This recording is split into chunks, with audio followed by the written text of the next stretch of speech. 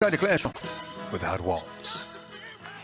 Now, family members and listeners alike, we need to analyze what's going on with regards to Monsanto. And they've got a very, very powerful adversary that has their guns focused right on the company. I'm talking about Democratic Senator Elizabeth Warren. Earlier this month, we're talking about December, Democratic Senator Elizabeth Warren took aim at so-called, quote, mega mergers, end quote, calling on the Trump administration to fight back against corporate consolidation within the United States. Speaking at an Open Markets Institute in Washington, D.C., Senator Warren shed light on an issue of concern for many Americans. Multi-billion-dollar corporations are cementing their control over the economy while smaller businesses struggle to stay afloat.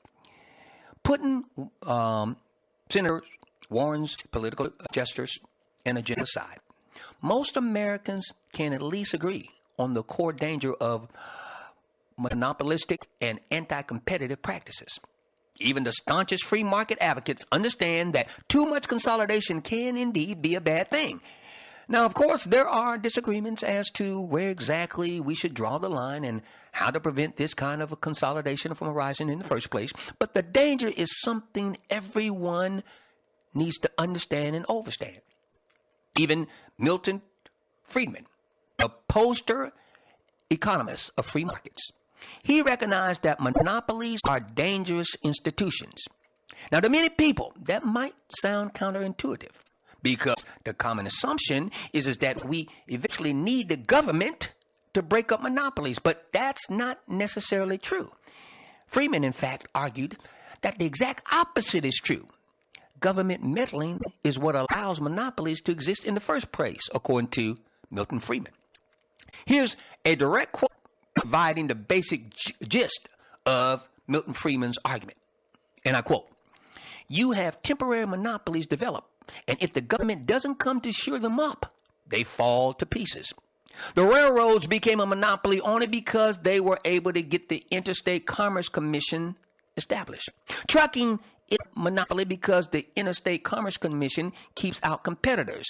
And you can go down the line. You'll find that one hypothetical monopoly case after another derives from government assistance and support." End quote. Milton Friedman. You see, in Milton Friedman's eyes, the greatest offense against monopolies wasn't instituting antitrust law, but rather unleashing other businesses to take them down. And as the old saying goes, it takes a thief to do what? Catch a thief. There's no doubt that Warren and her progressive constituents would take issue with this premise. Chances are good they'd paint Freeman as a villain and corporate shrill, which would be a shame considering both parties ultimately share the same objective. Now, during a speech to the Open Market Institute in Washington, D.C., Warren set her sights on one merger in particular, listen to me, and that was their $66 million bid to acquire global seed giant Monsanto. And as you know, Monsanto trades under the symbol MON. Now, here is Warren's main complaint. If the Bayer-Monsanto merger is approved, one gigantic company would supply 1/4 of the entire world's seeds and pesticides. Now, there's no doubt that the Bayer-Monsanto merger is a prime target for public outrage and a politically strategic target for Warren. Having earned the title of, quote, the world's most evil corporation, end quote, Monsanto is widely disliked by the general public. From questionable lawsuits to carcinogenic chemicals, there's plenty of ammunition to push back against the deal that will effectively make Monsanto bigger.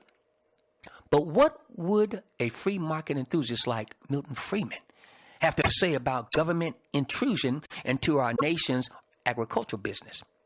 Well, it's likely Friedman would point out the recent leaks that came out pertaining to something known as, quote unquote, the Monsanto Papers, which showed regulatory collusion between Monsanto and U.S. regulators.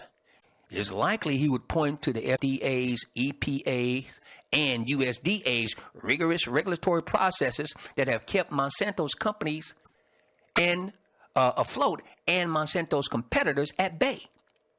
And as Forbes magazine recently explained about our country's current regulatory review process of genetically modified crops, the end result is that, quote, according to Forbes magazine, it typically takes over 13 years for a new trait to go from an ideal to the field, end quote.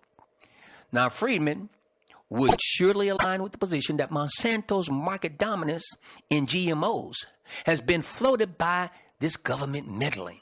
More crucially, Friedman would point out, if allowed to compete, other companies would be able to take Monsanto down. As difficult as it may be to believe any newcomer could take down a $50 billion giant like Monsanto, it's not as far-fetched as it might seem. As we've seen countless times before, competitive innovation can take down even the most dominant players and in brief periods of time. Let me give you some examples. Take Nokia, for example. At the time the iPhone was released by Apple back in 2007, Nokia held 48.7% or nearly half of the global market share for mobile phones. That's nearly double what Monsanto and Bayer would control of the seed industry if they were allowed to merge. Yet today, where in the Hades is Nokia? Do you know anyone who owns a Nokia phone? I sure don't. And I sure wasn't, and you better believe, it sure wasn't government regulation that made this case pertaining to Nokia phones disappearing. No, it was disruptive innovation and free market economies and economics that spearheaded Nokia's fall. Practically no one saw the fall of Nokia coming, as almost no one sees Monsanto's fall either. But believe me when I say unto each and every one of you, Monsanto is going down in a similar fashion. And as one little-known agricultural company positions itself to render Monsanto's entire business model obsolete, so will others. Okay? Now, you've got to understand and overstand, okay, that Monsanto, all right, has some real problems. See, Monsanto's Roundup pesticide, which the World Health Organization recently recognized as a probable cancer-causing agent, is causing Monsanto headaches. And Bayer merger or not, Monsanto is about to run into competition, talking about some stiff competition that's stiff enough to take the big boy down. As long as regulators don't decide to get in and meddle and cover for Monsanto. Okay? So, at the end of the day, what we need to do is monitor this thing between Bayer and Monsanto and monitor Senator Elizabeth Warren as she ratchets down and puts more pressure on this pending merger. You will see MON move to the downside.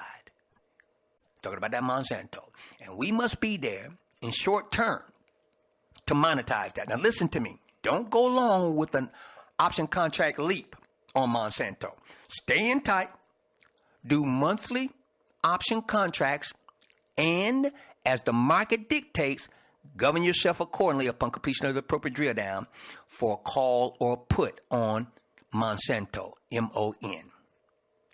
As long as that very powerful senator, we're talking about Elizabeth Warren, continues to sound the alarm pertaining to the Bayer-Monsanto merger, then you best believe that Monsanto will continue to move to the downside. Put option will be applicable, and you will be